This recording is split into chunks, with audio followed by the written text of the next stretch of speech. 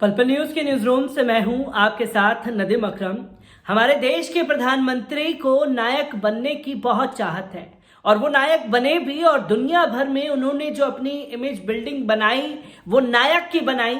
पर अब ये नायक खलनायक बन चुके हैं। जी हाँ, देश के प्रधानमंत्री श्री नरेंद्र मोदी जी अब खलनायक बन चुके हैं, ऐसा विदेशी मीडिया चीख चीख करके कह रहा है। क्योंकि कोरोना की दूसरी लहर में जिस तरह से पूरी तरह मोदी सरकार औंधे मुंह गिरी है, इस पर विदेशी मीडिया में खूब चर्चा है। और विदेशी मीडिया में जो चर्चा है उसका जिक्र होना चाहिए, क्योंकि विदेशों में मोदी जी का डंका बहुत बजता है। पर अब ये डंका बज नहीं रहा है, बल्कि लंका लगी हुई है और हर कोई अब सवाल दाग रहा है देश के प्रधानमंत्री श्री नरेंद्र मोदी जी से। पर अभी तक देश के मुखिया पूरी तरीके से इस पर खामोश बैठे हुए हैं और लोग जो हैं देश के प्रधानमंत्री को सुनना चाहते हैं कि आखिरकार इस वैश्विक महामारी को कैसे रोका जाएगा। क्योंकि अब जो दूसरी लहर आई है, इस वैश्विक महामारी को बढ़ावा देने में तो आपका ही सहयोग रहा है। क्योंकि पहले चरण से हमने सबक सीखा नहीं, और पहले चरण के बाद जो है हमने बिहार चुनाव और 5 राज्यों के अदर स्टेट में चुनाव को पूरी तरीके से निपटा लिया, और अभी भी उत्तर प्रदेश में पंचायत चुनाव चल रहा है। और साथ ही साथ कुंभ मेला तो रोका ही नहीं है, जब लाशों के ढेर लगातार लगते जा रहे हैं।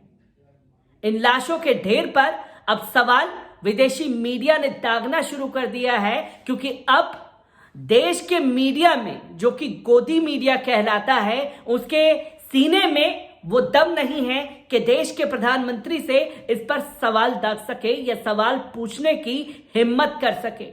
विदेशी मीडिया में क्या कुछ छप रहा है देश के प्रधानमंत्री के बारे में, एक बार इस रिपोर्ट पर नजर डाल लीजिए। भारत में कोरोना वायरस की दूसरी लहर ने प्रधानमंत्री नरेंद्र मोदी की छवि को तार तार कर दिया है। फॉरेन प्रेस ने उन्हें ऐसा नायक कहा है जो अपनी गलत नीतियों की वजह से खलनायक में तब्दील हो चुका है। दुनिया के बड़े अखबारों का कहना है कि मोदी ने लोगों को भरोसा दिलाया था कि कोरोना को वे हरा चुके हैं, पर वे गलत था। फॉरेन प्रेस के मुताबिक कोरोना की पहली लहर में सबसे कड़ी राष्ट्रव्यापी तालाबंदी या लॉकडाउन लगाकर मोदी ने वायरस को काफी हद तक रोक दिया था। अलबत्ता दूसरी लहर में उन्हें कहीं का नहीं छोड़ा। हालत ये है कि अस्पतालों में ऑक्सीजन नहीं है, तो मरीजों की लाश मुर्दा घर में इधर उधर पड़ी है।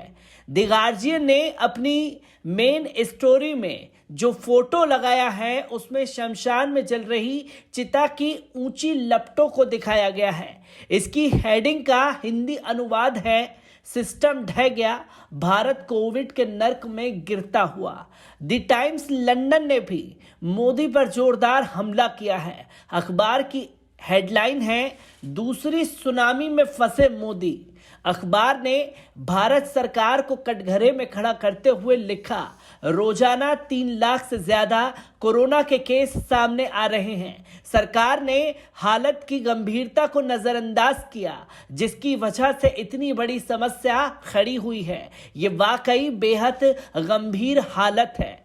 अखबारों का कहना है कि सरकार की नासमझी की वजह से यह संकट पैदा हुआ। हिंदू नाराज ना हो, इसलिए कुंभ मेले जैसे का आयोजन किया गया, तो बंगाल चुनाव में मोदी ताबड़तोड़ रैली करते रहे। इससे हालत काबू से बाहर हो गए। अखबारों ने अपने मेन पेज पर कुंभ मेले की जो फोटो छापी है, उनमें लोग बगैर मास्क के नजर आ रहे हैं। द टाइम्स लिखता है कि दूसरी लहर की रफ्तार ने सरकार को भोथरा साबित कर दिया है। 2020 की गलतियों से कोई सबक नहीं लिया और नई गलतियों का पुलिंदा खोल दिया। आज भारत के लोग बेहद गंभीर संकट का सामना कर रहे हैं। देश औंधे मुंह गिर चुका है। अखबार ने बंगाल रैली को लेकर मोदी पर निशाना साधा। रैलियों में मास्क के बगैर लोग थे, लेकिन प्रधानमंत्री कह रहे थे, मैंने अपने जीवन में इतनी भीड़ नहीं देखी। जहां तक नजर है वहां तक लोग हैं। दी वॉशिंगटन ने अपनी स्टोरी में यूपी के कब्रिस्तानों का हवाई चित्र दिखाया है। अखबार लिखता है कि ये लहर नहीं है, दीवार है। हफ्ते में 24 घंटे लाशों का संस्कार हो रहा है, पर इसके बाद भी शमशानों में जगह नहीं बची है। अखबार ने सरकार को कटघरे में खड़ा करते हुए लिखा, सरकार ने वैक्सीनेशन बहुत धीरे किया और पाबंदियां पूरी तरह से हटा दी, जिसमें हालत बिगड़ गए। तो वही the wall street journal, Bharat का खतरनाक खलनायक सीमा पार करके तबाही मचा सकता है। इसकी रिपोर्ट कहती है कि सरकार की नाकामी से हालत बिगड़ चुके हैं। द न्यूयॉर्क टाइम्स ने भी मोदी को खलनायक बताया है। अखबार ने इस हवाले से नासिक की घटना का जिक्र किया है। ब्यूरो रिपोर्ट, पल पल न्यूज। तो दोस्तों, आपने देखा कि देश के प्रधानमंत्री के बारे में विदेशी अखबार, विदेशी मीडिया में क्या कुछ कहा जा रहा है। नायक बनने की चाहत थी, खलनायक बन चुके हैं, लोग सड़कों पर दम तोड़ रहे हैं, उन्हें कैसे बचाया जाए इसके बारे में सोचने को तैयार देश के प्रधानमंत्री नहीं हैं। क्योंकि नेताओं को यह लगता है कि बंगाल चुनाव उनके लिए बहुत ज्यादा इंपॉर्टेंट है और साथ ही साथ कुंभ मेले को जारी रख करके ये एक मैसेज देने की लगातार कोशिश की जा रही है कि देखिए, हमने हिंदुओं की आस्था का पूरा ख्याल रखा है।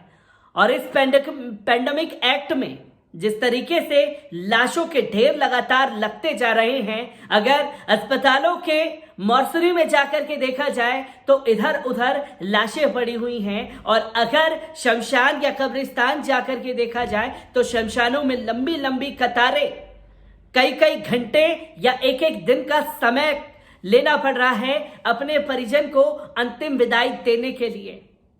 तो देश को किस खंडर में धकेल दिया है, क्योंकि देश के प्रधानमंत्री ने यह दावा किया था डंके की चोट पर कि हमने कोरोना को हरा दिया है।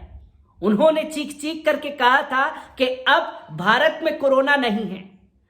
ताली बजाने के लिए कहा, थाली बजाने के लिए कहा। साथ ही साथ कुछ नेता गौमूत्र पार्टी करते हुए भी नजर आए, जो ये दावा कर रहे थे कि गौमूत्र पीने से कोरोना भाग जाएगा।